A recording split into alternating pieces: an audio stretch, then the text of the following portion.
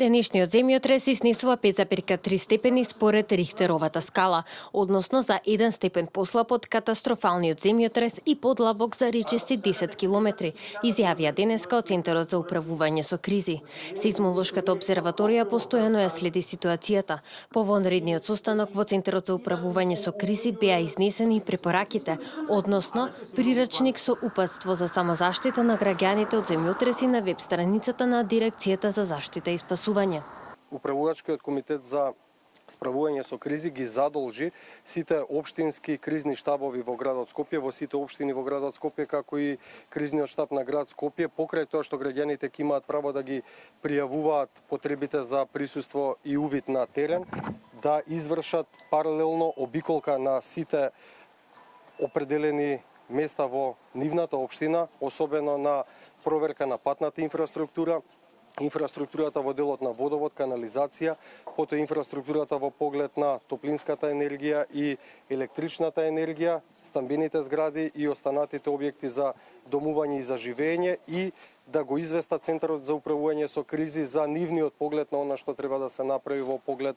на действување. Изиси сеизмолозите велат дека граѓаните не треба да веруваат на гласините дека се очекуваат дополнителни земјотреси и дека треба да се информираат единствено преку официјалните медиуми. Овие земјотреси се во рамките на нормалната сеизмичка активност која ја дава Скопското епицентрално подрачје, имено период на повторување за земјотрес од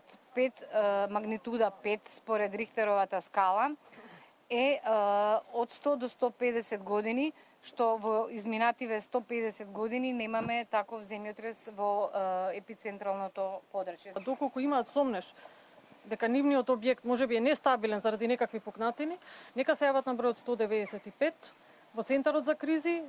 Тие ќе го координираат нашиот институт, ние ќе пратиме екипа, ќе видиме дали се работи за какво штетување се работи, дали ја загрозува безбедноста на објектот или не, и би им дале информација, односно препорака. Докторите апелираат граѓаните да се обратат на итната медицинска помош за лекарски совет за да добијат лекарска грижа на лице место и за да се ослободат здравствените установи од наплив на пациенти. Она што е регистрирано и според извештаите што го имаме од ургентните центри, значи граѓаните самостојно одат во ургентните центри и при тоа 78 се амбулантски третирани, воглавном се тоа набиеници или преврски, само ке 3 лица оперативно интервенирано бидејќи имало отворени фрактури, кои што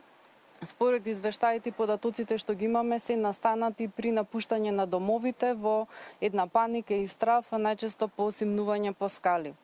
Согласно ова, апел и замолување до граѓаните да ја користат линијата 194, бидејќи Скопската итна помош ја појачавме со екипи, да имаме поголема мобилност, да го користат бројот 194, секоја триажа да биде од екипите на итната медицинска помош. За сите граѓани кои сметаат дека не се безбедни во нивните домови од земјотресот и доколку имаат сериозна оштета, да се обратат на телефонскиот број 195, пошто ќе дојде служба да ја утврди штетата и да процени дали е безбедно да се вратат во нивниот дом.